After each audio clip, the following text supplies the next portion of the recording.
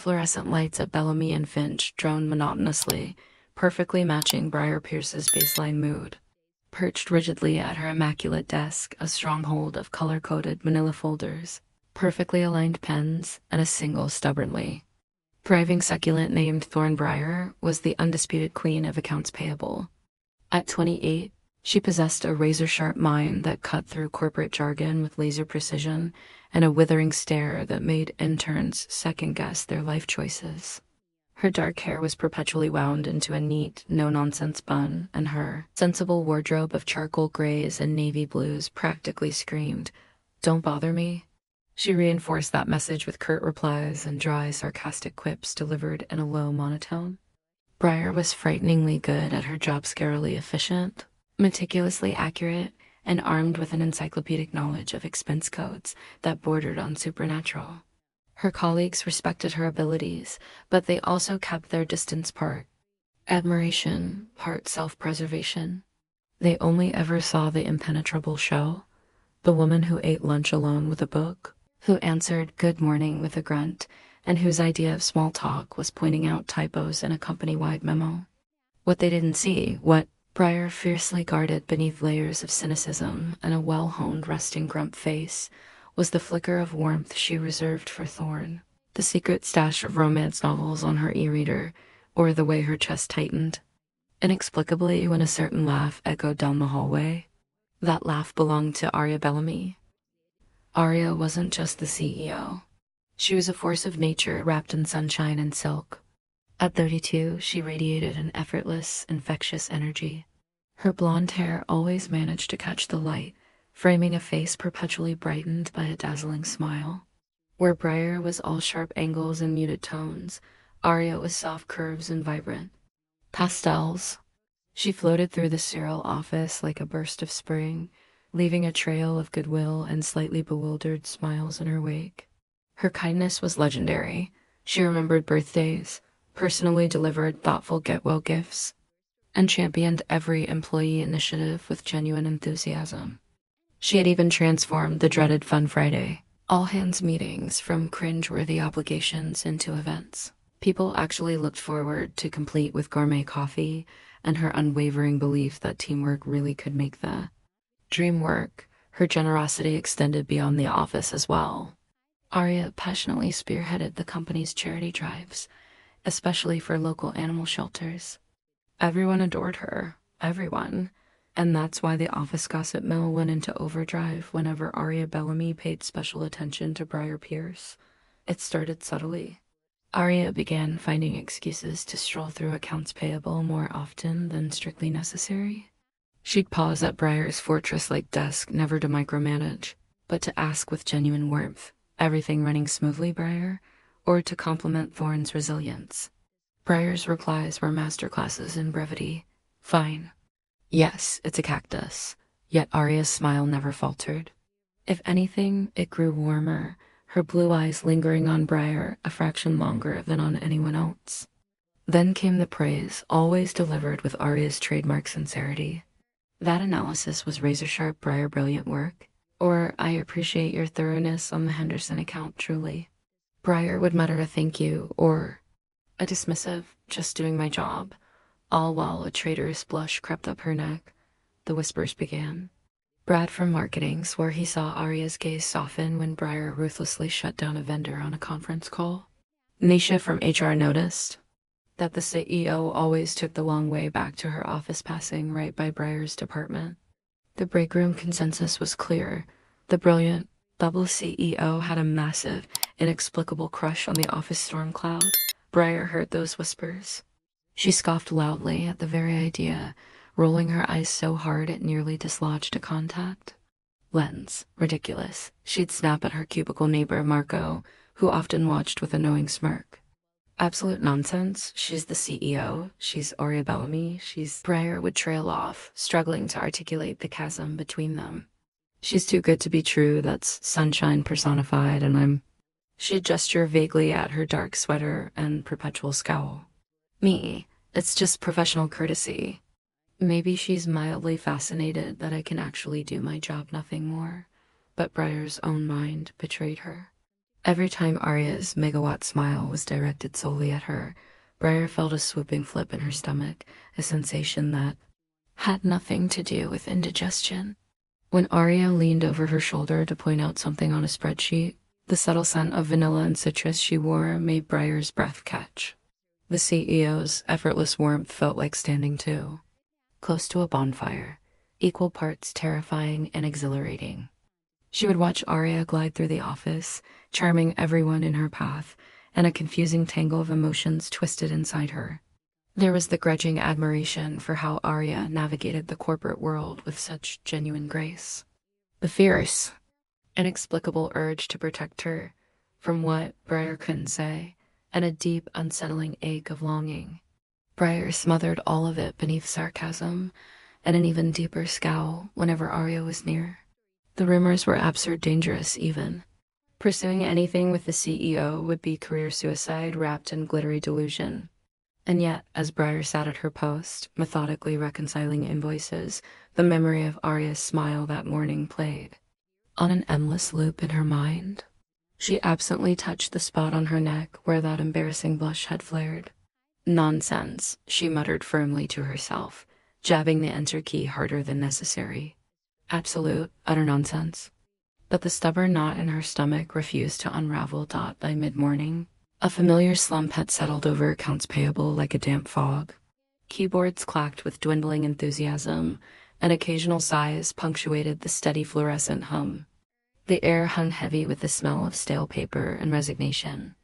Briar was deep in the trenches of a particularly stubborn vendor statement, brow furrowed and jaw tight, the tip of her pen tapping in impatient staccato against the desk. Even Thorn the succulent looked like it was wilting in solidarity. Then it happened. Like a clear trumpet note piercing through a dirge, a peal of bright, unmistakable laughter echoed down the corridor, growing steadily closer. Briar's pen froze mid-tap, and a subtle ripple ran through the department. Shoulders straightened, heads lifted from screens, and a low murmur of anticipation replaced the weary sighs. The fog of boredom began to lift, chased off by an approaching ray of sunshine. Arya Bellamy appeared in the doorway, a vision of impossible cheer.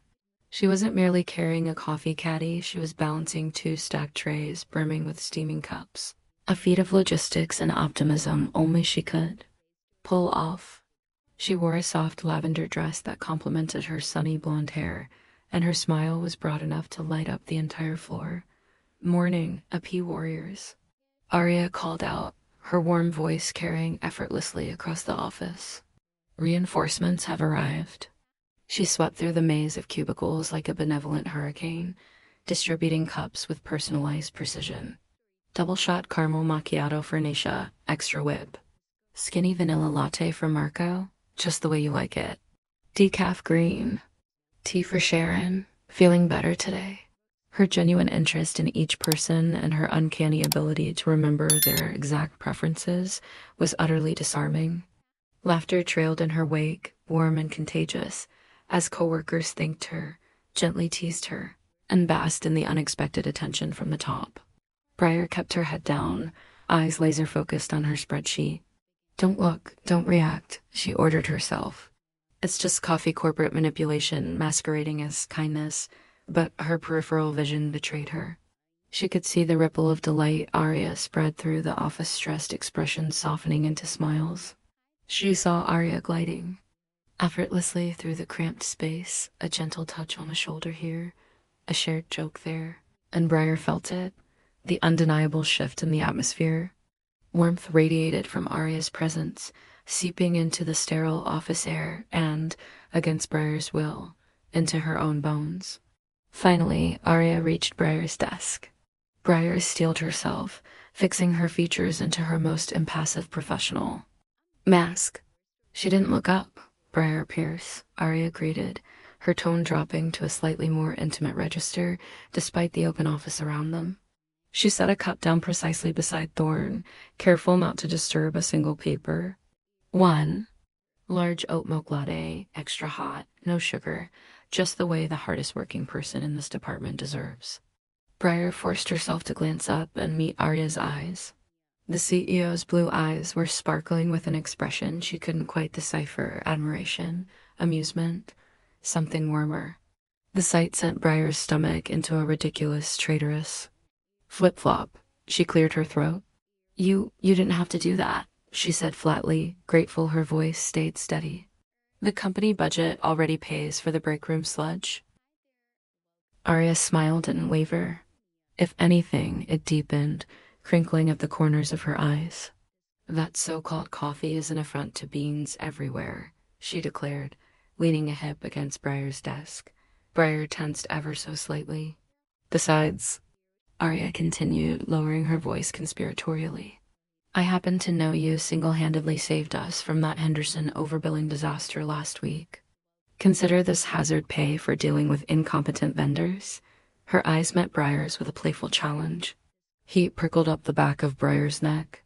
Hazard pay. She focused on the cup instead. The cup's cardboard sleeve was perfectly aligned and not a drip in sight. Arya must have carried it with great care. Just doing my job, Briar muttered, picking up the latte. The warmth radiated through the cardboard into her fingers, surprisingly comforting. She took a cautious sip. It was perfect. Exactly how she liked it. How on earth did Arya even know? Modest too, Arya chuckled softly. The sound of her laugh vibrated pleasantly in the air between them. A deadly combination of brilliance and humility. Enjoy, Briar. She tapped the desk lightly with her fingertips, her gaze lingering on Briar a beat longer than necessary before she moved on to deliver the remaining coffees. As soon as Arya stepped away, Marco spun around in his chair, his eyebrows nearly hitting his hairline. He took an overly loud slurp of his gifted latte. Extra hot oat milk latte, he stage whispered, nodding pointedly at Briar's cup. She remembered. And did you see how she looked at you? Like Thorn just sprouted a flower. Briar scowled and nearly crushed her cup in her grip. Don't be absurd, Marco. She brings coffee around sometimes. It's what CEOs do, morale boosting. Generic kindness. She injected as much disdain as possible into her tone. Generic, Marco snorted. Nisha got green tea. Sharon got decaf. I got my usual sugar bong. But you got a very specific, slightly pretentious barista-level order. That's not generic, Pierce. That's targeted. He leaned in closer, voice dropping to a conspiratorial whisper. Face it, our radiant leader has it bad for the ice queen of a pea. Briar's flush deepened, creeping up to her ears. She's the CEO, Marco, she hissed, trying and failing to sound fierce while keeping her voice down. She's Arya Bellamy, beloved by all, savior of kittens, champion of mandatory fun. She's... Briar floundered, gesturing vaguely toward where Arya was now chatting brightly with someone near the door. She's that sunshine personified. Too good to be real. And I'm... She glanced down at her plain dark sweater, her sensible shoes, and the fortress of files on her desk. I'm the necessary friction, the reality check. We're on different planets. The idea is ridiculous. She took another gulp of her latte, the perfect latte, its warmth spreading through her chest, and undermining everything she just said. Marco only grinned, clearly unconvinced. Keep telling yourself that, Pierce. But your face is doing a pretty good traffic light impression right about now. Just saying.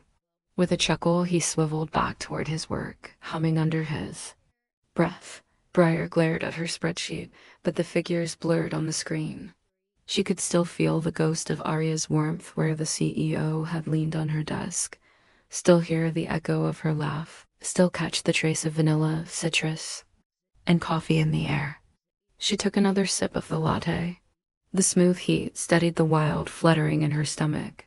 Ridiculous, she told herself again. Absolutely, utterly ridiculous. And yet, as she snuck a glance toward the doorway where Arya had disappeared, leaving a golden trail of sunshine and goodwill in her wake, Briar couldn't deny the simple truth.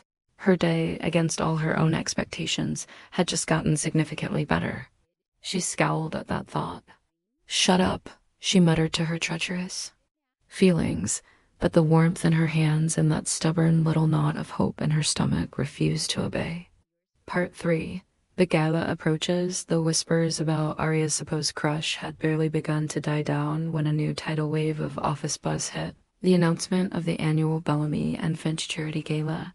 Overnight, posters bloomed on every corkboard and break room door, sleek silver lettering on deep blue, proclaiming a night under the stars, shining a light on furry friends. As always, the proceeds would benefit the city's struggling animal shelters. Arya's pet project in every sense of the word. For Arya Bellamy, the gala wasn't just an obligation, it was pure, unadulterated joy. She kicked things off with a special meeting in the largest conference room, which she transformed into a mini planning hub, complete with mood boards of twinkling lights and playful paw prints. Her enthusiasm was electric. She practically bounced on her designer heels as she outlined the theme. The silent auction items, including a weekend getaway she'd personally donated, and the ambitious fundraising goals. Think of it, everyone, she beamed, her voice ringing with conviction. Every ticket sold, every bid placed translates directly to warm beds, full bowls, and second chances for those precious souls in the shelters. We can make a real difference. Her passion was contagious. The room hummed with genuine excitement. Colleagues immediately started debating potential dates and dress choices. Arya's gaze swept across the crowd, bright with purpose inevitably. Pausing a fraction longer on the back row, where Briar sat, arms crossed and practically radiating a leave me out of this aura. For Briar Pierce, the gala announcement induced a visceral wave of cold dread. It wasn't just the mandatory socializing, a personal nightmare of small talk with people she barely tolerated sober. It was the whole agonizing package. The outfit. The pressure to obtain and wear some absurdly expensive, uncomfortable gown she'd only ever put on once. The mere thought of sequins made her skin crawl. The performance. Pretending to be cheerful and sociable for hours on end. A feat that would require monumental acting skills and probably a lot of alcohol. The people. Enduring the collective inanity of the entire company mingling with clients and donors, all amplified by open bars and forced bonhomie. And the spotlight, being seen as Arya Bellamy's rumored crush attending the CEO's favorite event. It was a gossip grenade waiting to explode. Briar immediately began constructing an arsenal of excuses, urgent year-end reconciliations. Thorn needs repotting, a highly contagious bout of chronic misanthropy, a sudden, debilitating allergy to glitter. Her resolve hardened over the next week as gala fever consumed the office. Break room chatter was dominated by dress dilemmas, shoe options, and hair appointment drama. Marco agonized over bow tie versus necktie. Nisha wavered between two nearly identical shades of red. Even Sharon from HR, usually the picture of calm, was fretting about how to find heels that were both comfortable and elegant. Through it all, Briar remained a lone island of staunch resistance amid the celebratory chaos. She buried herself in spreadsheets, headphones on and blasting abrasive post-punk to drown out the chatter. She perfected her I'd rather gargle glass scowl whenever the gala was mentioned. One afternoon, as Briar ruthlessly dissected an expense report, a familiar ray of sunshine appeared beside her desk. Arya leaned against the partition, one eyebrow arched in amusement and a gentle challenge in her eyes. So she began, her voice easily cutting through the wall of noise Briar's headphones had been pumping into her ears. I've noticed a distinct lack of RSVP enthusiasm coming from this cubicle, Miss Pierce. Briar didn't look up, keeping her eyes on a suspiciously bloated client entertainment charge on her screen. Gala's not really my scene, Miss Bellamy, she replied, evenly professional detachment at its finest. Oh, come on, Arya cooed, dropping her voice to a conspiratorial whisper that sent an involuntary shiver down Briar's spine. Think of the puppies, the kittens. The lonely senior dogs dreaming of a cozy couch. She placed a hand over her heart in dramatic appeal. Your presence could literally mean the difference between kibble and caviar for a deserving schnauzer named Baxter. Briar finally glanced up, straight into Arya's imploring blue eyes. The CEO was leaning in close, her signature scent of vanilla and citrus and something uniquely her, gently enveloping Briar's senses. My presence, Briar stated dryly, is far more likely to scare Baxter than to fund his gourmet aspirations. Besides, I excel at fundraising from behind. A computer screen silent, efficient, no small talk required. Arya laughed, a bright musical sound that made Briar's stomach twist. You sell yourself short, Briar. Think of it as strategic networking. A playful spark lit her eyes. And I happen to know the CEO has a vested interest in seeing her most valuable asset there. Consider it a personal request. The words were teasing, but the warmth and sincerity beneath them were unmistakable. Briar felt her carefully built excuses waver under that direct onslaught of sunshine. Her sarcastic armor suddenly seemed very flimsy. I'll think about it, she mumbled, turning back to her monitor, praying that the flush heating her cheeks wasn't too obvious. It was a retreat, not a surrender, but it felt dangerously close to capitulation. Excellent, Arya said brightly, straightening up. Progress. Then her voice softened. And Briar? She waited until Briar peeked up at her again. I promise I'll make sure you have fun, Scout's honor.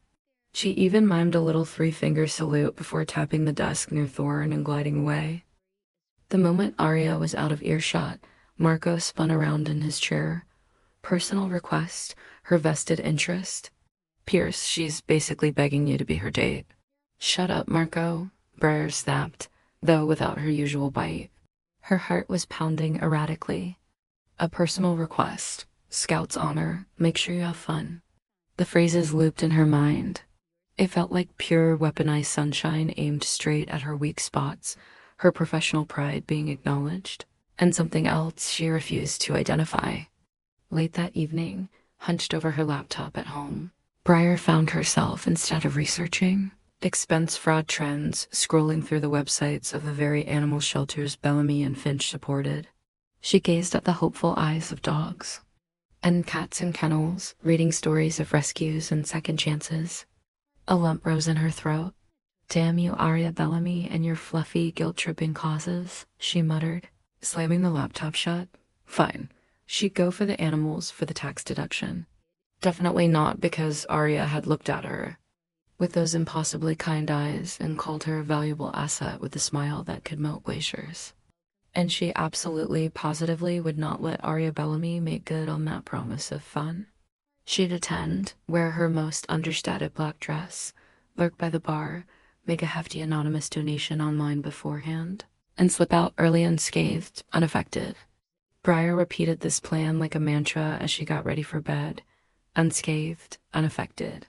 But the image of Arya in a glittering gown, wearing that radiant smile, kept intruding. Briar groaned, pulling a pillow over her head. The gala was still weeks away, yet the knot in her stomach was already back tighter than ever, a tangled mess of dread. And something that felt perilously close to anticipation. The Bellamy and Finch gala was everything Briar had dreaded dialed up to 11. The grand ballroom of the Metropole Hotel shimmered under a sea of crystal chandeliers, light reflecting off sequined gowns, polished silverware, and the strained smiles of hundreds of attendees. The air thrummed with a cacophony of laughter, clinking glasses, and the overly enthusiastic blare of a jazz band. The mingled scents of expensive perfume, champagne, and canapes formed a cloying miasma that did nothing to calm Briar's churning stomach. She stood stiffly near a towering ice sculpture shaped like a stylized dog, a barely touched flute of champagne dangling from her fingers. Her chosen armor, a sleek, high-necked black velvet sheath dress, felt more constricting than protective. It was elegant and appropriately understated, but in this sea of sparkle and color, Briar felt like a shadow, a smudge of charcoal on a vibrant watercolor painting. Her plan to lurk by the bar was already failing. The sheer density of bodies made crossing the room feel like wading through molasses. Then the atmosphere shifted. A hush rippled through the crowd near the grand entrance, followed by a collective gasp of awe. Briar turned, her gaze pulled like a magnet. Arya Bellamy had arrived. Time seemed to slow, the din of the ballroom fading into a distant murmur. Arya stood framed in the doorway, bathed in the warm golden light of the foyer. She wore a gown of liquid moonlight layers of iridescent ice blue chiffon that caught the light and scattered it like fractured diamonds. The bodice was fitted, and embellished with thousands of tiny hand-sewn crystals that traced delicate patterns over her décolletage and cascaded down into a billowing, ethereal skirt. Her blonde hair was swept up in an intricate chignon, a few artfully curled tendrils framing a face that positively glowed with warmth and genuine delight. Diamonds glittered at her ears and throat, but they paled next to the radiance of her smile as she greeted the first wave of well-wishers. Briar's breath hitched a sharp, painful jab in her chest. Stunning wasn't a big enough word. Even breathtaking felt inadequate. Arya was luminous, a celestial being descended into the mundane chaos of a corporate fundraiser. In an instant, all of Briar's carefully constructed walls, her grumpy resolve, her plan to remain detached crumbled to dust. Her fingers tightened around the stem of her champagne flute until her knuckles turned white. The knot in her stomach pulled tighter, twisting into a vice of awe, longing, and sheer panic. Look away, her mind begged. Look away now. But her body refused. She was transfixed, cataloging every detail. The graceful line of Arya's neck, the elegant slope of her bare shoulders, the way each crystal on her gown caught the light, the effortless poise with which she moved through the crowd, leaving a wake of dazzled smiles. Every time Arya laughed, that bright musical laugh cutting through the noise, Briar felt it reverberate deep in her chest, threatening to crack her fragile composure. The pressure inside her mounted, unbearable. The room felt too hot, too loud, too crowded. Arya's presence, magnetic and undeniable, was a gravitational force that Briar couldn't resist and couldn't endure. She needed escape. She needed air. She needed oblivion. Without another thought, Briar turned on her heel and fled toward the long mahogany bar lining one wall, the only refuge in sight. She shoved her untouched champagne flute onto a passing waiter's tray and claimed a stool at the bar. The cool wood against her forearms was a small relief for her overheated skin. Double vodka tonic, straight up.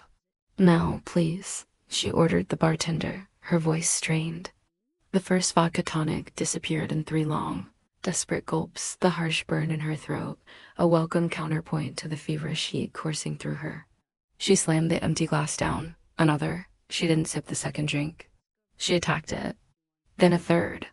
The sharp, clean bite of alcohol blurred the room's edges, muffled the noise, softened the glaring lights. A fragile, buzzing buffer formed between her raw nerves and the overwhelming reality of Arya Bellamy in that dress. Briar focused fiercely on the condensation rolling down her fresh glass, tracing its pattern with a trembling finger. Vodka, ice, lime, focus on those, not on her. Not on how the crystals on her gown catch the light on her shoulders. Not on the sound of her laugh across the room. Briar? A familiar voice warm, concern cut through the alcoholic haze like a laser. Briar flinched, jolting hard enough to slosh vodka tonic over her hand. She turned slowly, dread warring with an unwelcome surge of longing. Arya stood beside her, concern softening her dazzling features. Up close, the gown was even more breathtaking tiny. Rainbows danced across Briar's black sleeve from the refracted light. The air around them was filled with Arya's scent, vanilla and citrus, now mingled with a subtle hint of something floral and expensive. It swirled around Briar, making her head spin.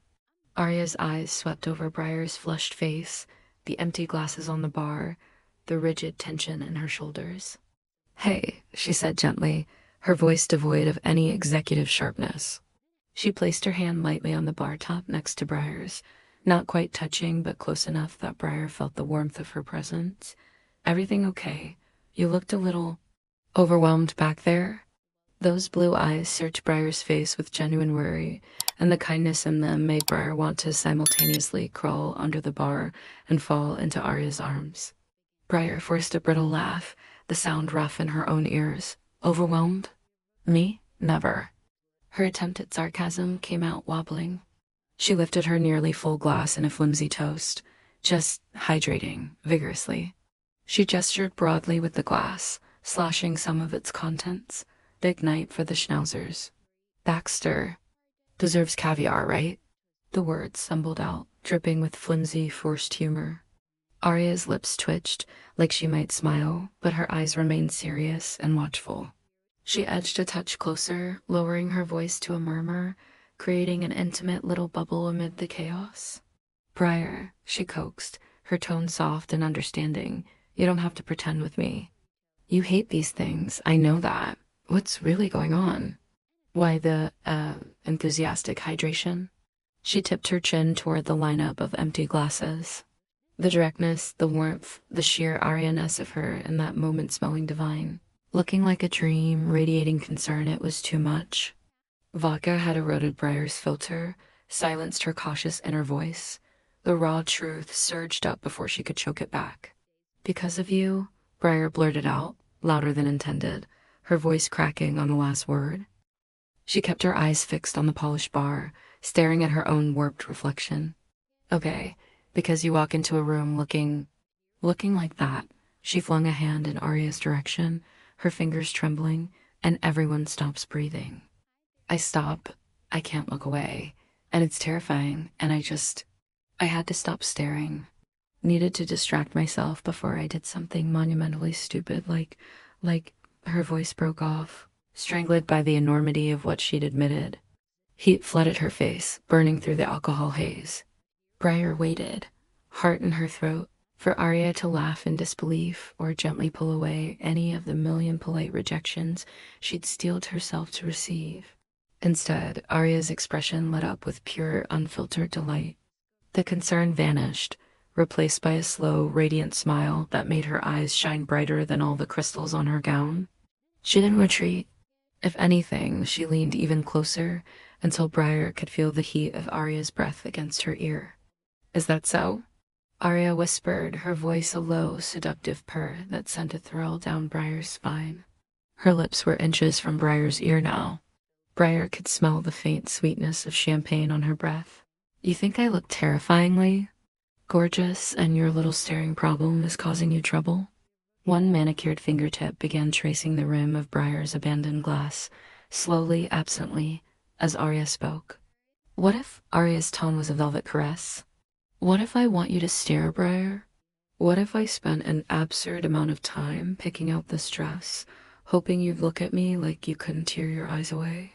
And what she added, her voice dripping with delicious mischief. If the thought of you doing something monumentally stupid was the only thing getting me through this tedious gala, the world around them fell away until only Arya existed.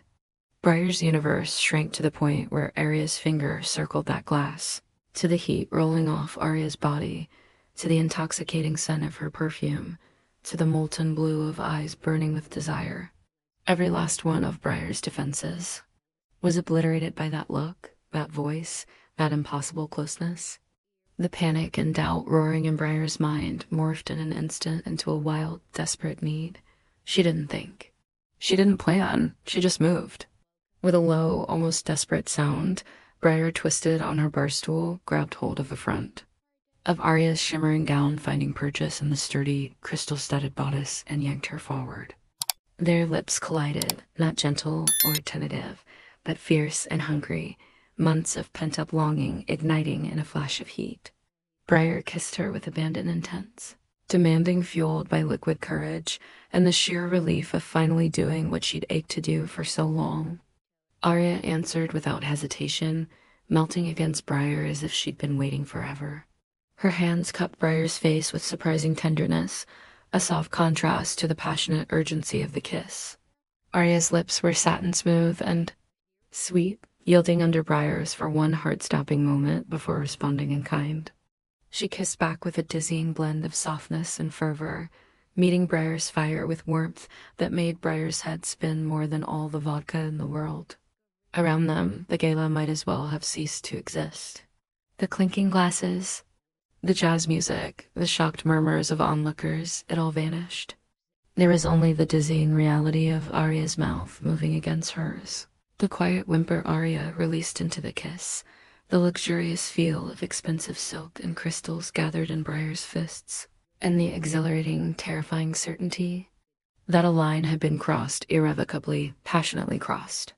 And Briar, ever the grumpy realist, the office storm cloud, found that she didn't care one bit. The world was tilting crazily as Briar stumbled through the door of Arya's penthouse foyer. The adrenaline-fueled bravado of that gala kiss and the dizzying blur of the cab ride through glittering city streets had evaporated, leaving in its wake the crushing weight of vodka and sheer emotional whiplash. Her legs felt like overcooked noodles, her head throbbed with a dull, insistent rhythm, and the opulent surroundings, sleek marble floors, abstract art, floor-to-ceiling windows showcasing a breathtaking sweep of city lights, swam nauseatingly around her. "Easy there, tiger," Arya murmured, a warm arm steady around Briar's waist, anchoring her. Arya had already kicked off her stilettos at the door, and now padded barefoot beside her, far more grounded. She guided Briar gently down a softly lit hallway lined with modern art. The ice-blue gown, still impossibly elegant, was rumpled now, a testament to their hasty exit from the gala. Briar barely remembered the swift, efficient goodbyes Arya had murmured to people on their way out. Her own focus had been entirely on not vomiting in the elevator. She managed a croaked syllable, maybe bathroom, maybe just a groan. "Right this way," Arya said softly, steering her into a spacious, pristine bathroom that smelled faintly of lavender and expensive soap. Briar collapsed onto the closed lid of the toilet, pressing her face into her hands. The cool porcelain under her thighs was a minor relief against her flushed skin. Shame and nausea warred within her. Stupid, reckless, mortifying, disjointed flashes burst across her mind. The shocked faces at the gala. The searing heat of Arya's mouth on hers. The outrageous public spectacle of her drunken surrender. Briar groaned, fingers tugging at her hair. Behind her hands, she heard the soft clink of glass and the quiet rush of water. Peeking through her fingers, she saw Arya kneeling in front of her, holding out a tumbler of water and 2 white pills. "Aspirin and water. Non-negotiable," Arya said, gentle but firm, the CEO and her momentarily surfacing through the caregiver. Grateful, Briar accepted the glass and gulped down the pills, which scraped down her dry throat. She avoided Arya's eyes, focusing on the swirl of the marble tile floor. "I am so sorry," she mumbled through her hands. "The kiss. The scene, everything. God, I'm an idiot." A soft fingertip under her chin gently tilted her face up. Arya remained kneeling, her expression impossibly tender. Her blue eyes searched Briar's face without a hint of anger or regret. "Stop," Arya whispered. "You have absolutely nothing to apologize for." Briar started to protest, but Arya's quiet smile, so genuine and warm, stopped her. "That kiss," Arya continued, a private little smile tugging at her lips, "was perfect." Briar's eyes widened. "And as for the scene," Arya added with a playful shrug, "honestly, darling, half the people in that room were 3 sheets to the wind by dessert. We provided the most talked-about entertainment of the night. Might have even boosted the silent auction bids." Her eyes sparkled with gentle teasing. Despite herself, Briar let out a weak laugh. The vice of mortification around her heart loosened a notch. Arya rose gracefully to her feet and offered a hand. "Now, let's get you out of that lovely dress before you decide to redecorate my bathroom with velvet." Her tone was so light, so normal, that Briar felt a lump catch in her throat. She nodded and allowed Arya to pull her up. What followed was a clumsy, giggle-filled operation to free Briar from the sleek black gown. Briar's fingers fumbled hopelessly at the hidden side zipper. "Stupid designer. Torture device," she slurred, swatting weakly at the stubborn fabric. "Here, I've got it," Arya chuckled. With sure, steady hands, she located the elusive zipper and drew it down. "Arms up, grumpy." Briar obeyed, raising her arms as she swayed slightly. Arya eased the dress down over Briar's shoulders and hips, carefully catching the heavy velvet before it pooled on the floor. Throughout, her movements were efficient and respectful. Her gaze stayed on what she was doing, not roaming over Briar's body. Briar stood there in her practical black slip and strapless bra, shivering a little, whether from the cool air or nerves, she wasn't sure. She felt absurdly exposed despite Arya's clinical precision. "Step out," Arya instructed softly, bundling the dress and draping it over a towel rack. She crossed to a built-in cabinet and withdrew a set of pajamas, pale gray cotton with tiny embroidered stars. Briar blinked at them, swaying. Arya shook out the pajama top. "Arms up again, sunshine," she said with a grin. Briar managed a faint, wry snort at the new nickname, but complied, lifting her arms. Arya slipped the pajama top onto her, threading Briar's arms through the sleeves. The fabric was blissfully soft against Briar's overheated skin. Next came the pants. Briar wobbled precariously when she tried to step into them. Arya caught her around the waist with one arm, steadying her as she guided each of Briar's legs into the pajama bottoms. Briar stumbled forward, bumping into Arya's shoulder. Arya just laughed, a warm, musical sound that chased the last of Briar's embarrassment into a corner. Who knew undressing a tipsy grump could be an Olympic sport? Arya teased as she tugged the drawstring snug around Briar's waist. There, much better. She smoothed the pajama top over Briar's shoulders, her touch lingering for just a heartbeat, a gentle, grounding pressure. Briar glanced down at the little stars dotting the fabric. They swam slightly in her vision. "Stars?" she mumbled. Arya's face softened. "I love stars," she said quietly. "They're constant. Beautiful. They shine brightest in the dark."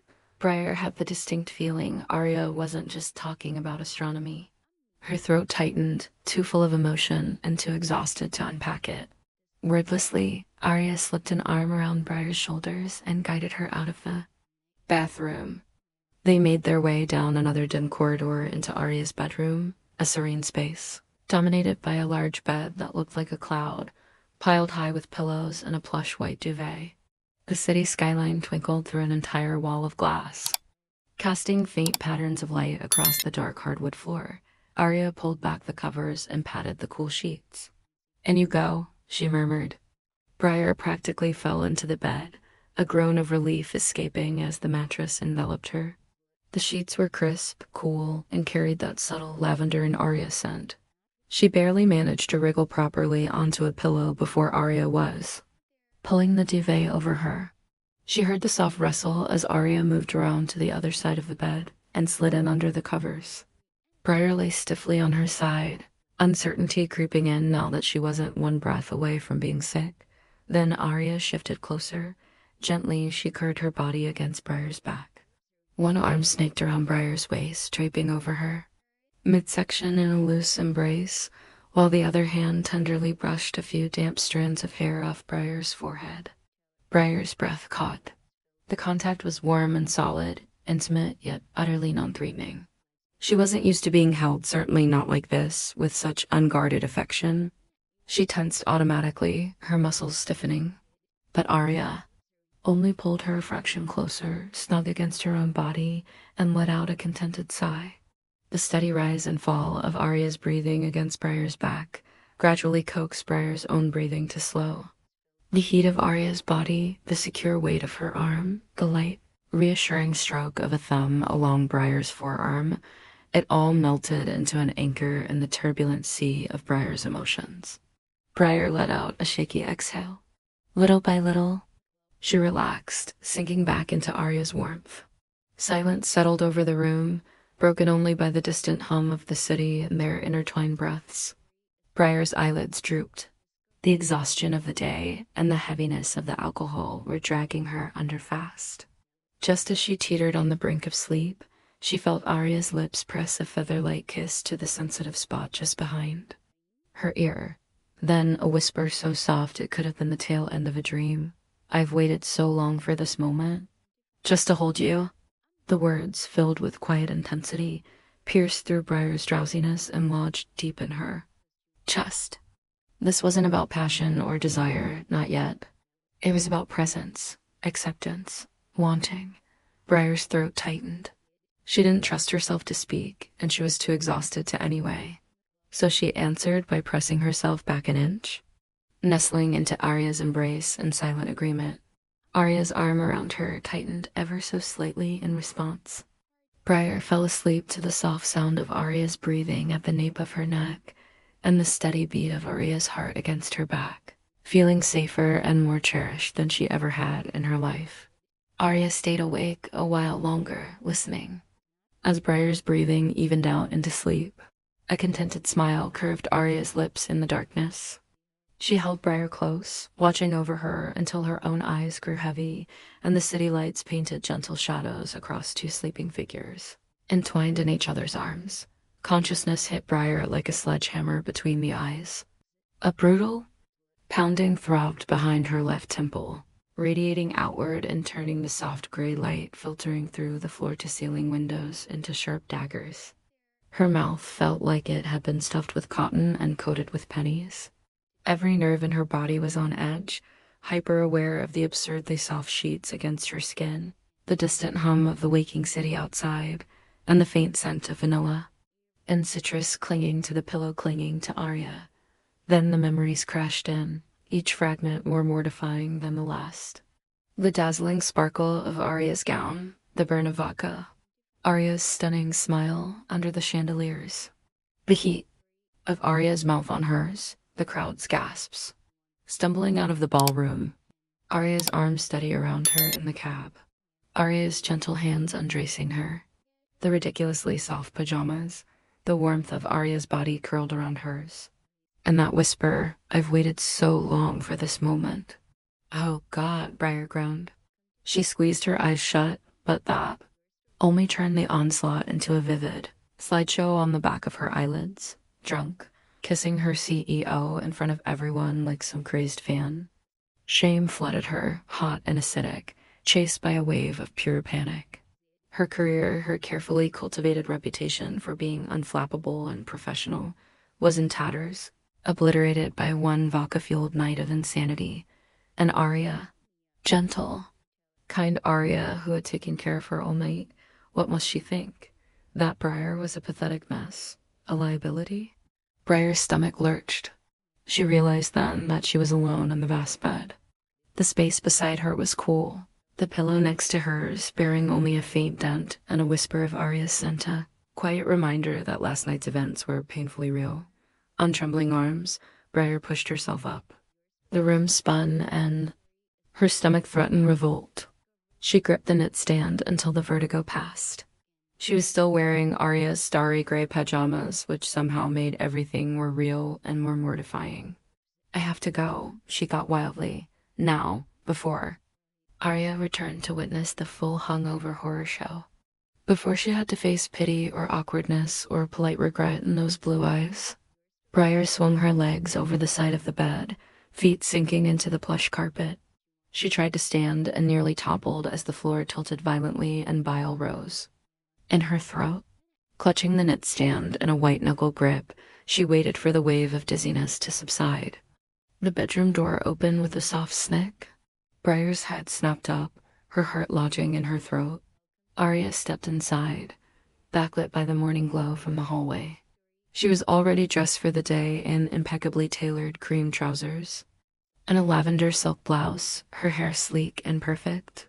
She looked fresh, radiant, normal, as if last night's chaos hadn't shaken her one bit.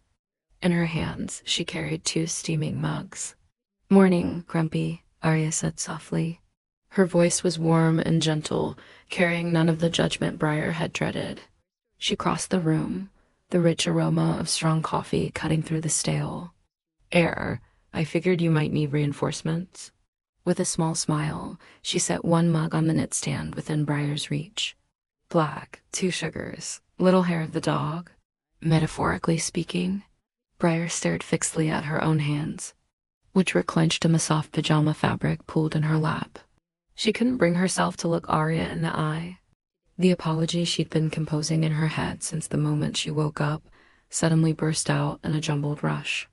"Miss Bellamy, Arya, I am so sorry," Briar babbled, her voice hoarse and cracking, "about last night. The gala, the kiss." She winced as she forced the word out. "God, I made a complete fool of myself and you in front of everyone. I was drunk, obviously completely out of line," and her voice caught in her raw throat. "And then you had to take care of me." She gestured helplessly at the pajamas, the bed, all the evidence of Arya's kindness. "You shouldn't have had to. I I hope I didn't do anything else stupid or say anything inappropriate while I was out of it. The last words came out in a terrified whisper.